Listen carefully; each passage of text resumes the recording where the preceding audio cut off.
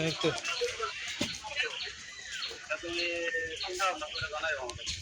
ঠিক আছে ভাই,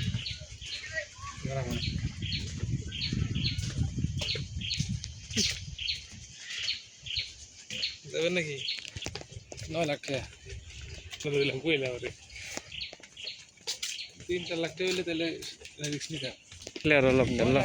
তারা আমি 2 লাখ আর 2 লাখ টাকা করে সিঙ্গাপুর আই হারি স্কেল কনস্ট্রাকশনে।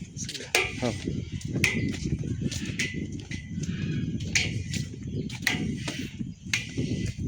কি জায়গা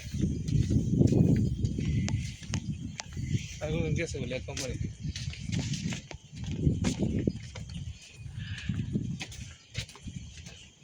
আজকে চমৎকার একটা পরিবেশ, খুব ভালো ক্লিয়ার ভিডিও আসতেছে, ভিউ আসতেছে।